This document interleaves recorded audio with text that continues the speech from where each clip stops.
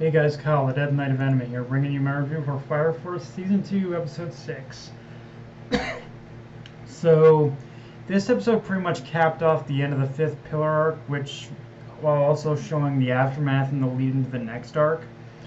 But, let's focus on how this arc ended for a minute, because one thing I think that's been a bit of a prevalent theme throughout this arc has been, I think you could say, choice, or more specifically, how it gave, or more specifically, how the choices we make can basically affect can affect the basically decisions of others, and through that through that theme, this episode and honestly this arc, it always kind of built up on this feeling that no matter how much our heroes had struggled, there was still this unnerving feeling and constant sense of peril, and how the worst case scenario that everyone had thought would happen did happen, as Inca's single choice in order to join the White Clad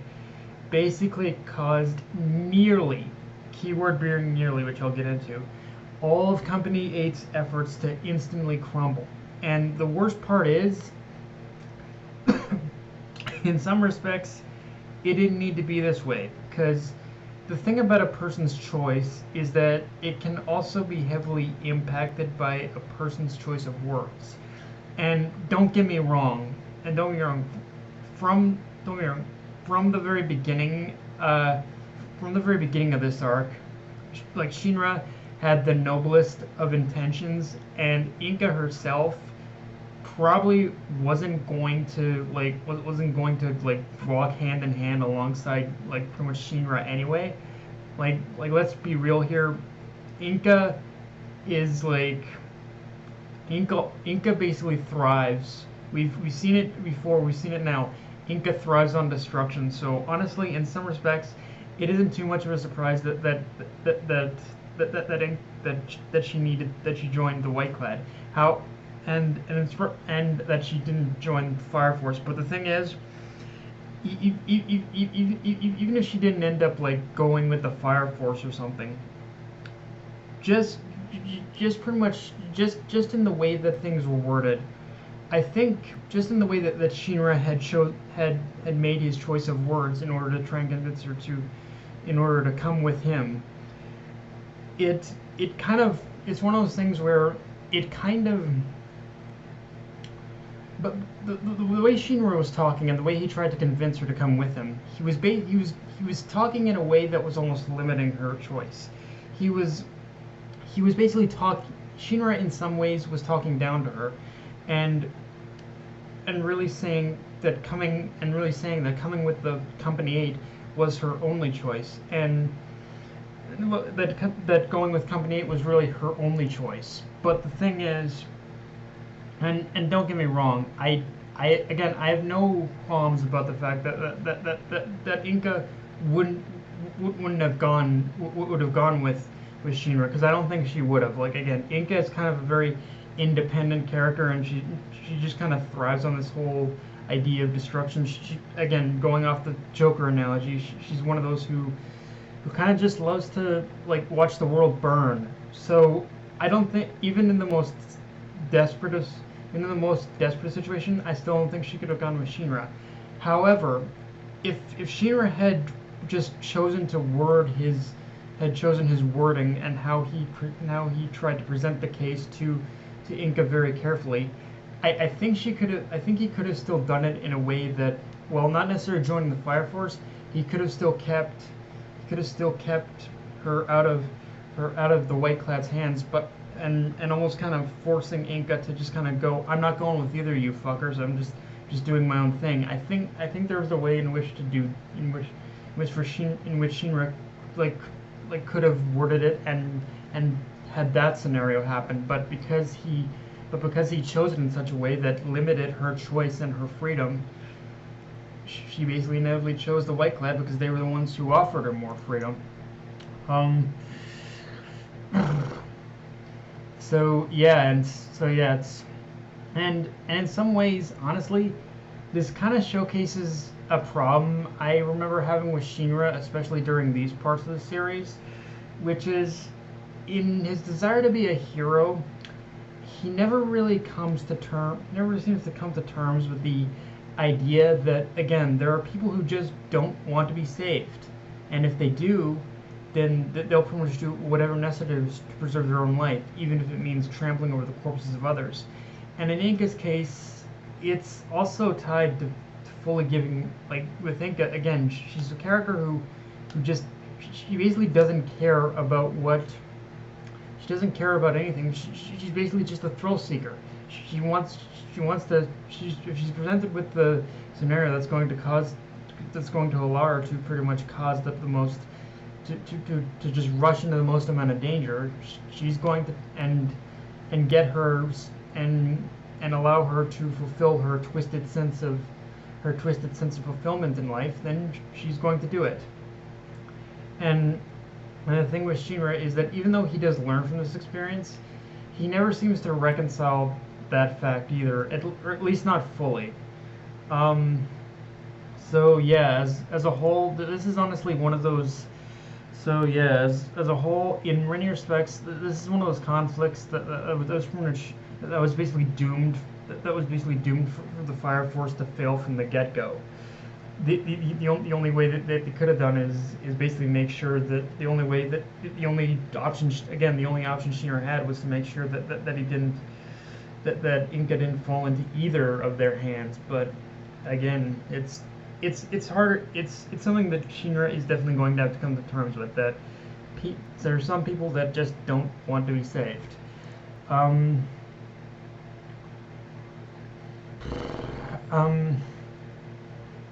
Of course, I definitely want to be fair here, because obviously a lot of what I've been talking about is severe doom and gloom with this episode. But among all that, there was actually a very nice bright spot by the end of it, which is that even though the Company 8 had failed in the end in order to save Inka, so to speak, it still gave us a very bittersweet moment by showing that, despite losing her, Company 8 in the end, through their struggle and effort, still managed to achieve a much greater victory of saving the people. Like, you see that whole thing with the people just kind of clapping and thanking Fire Force Company 8 for saving them. That's of course their greater victory in this sense. Like, this is one of those moments that she chose. You have to look at the small victories over the big ones, and in this case, they ended up saving the people, which is much more, in some respects, is much more important. In a lot of ways, is much more important than trying to save one single person. I mean, obviously an important person, but still. Moving on past that point, we get a little insight into Company 1 after the fifth pillar incident, and it shows us just how much their hands, and through the discussion of the captain and what they were basically through the captain and whatnot, we see just how much their hands have been tied and how little support they can provide to Company 8 as a whole, which not only cements how key they are in the Fire Forces and as an organization, but also that you see that they are being pigeonholed in such a way where they can only provide as much support as possible.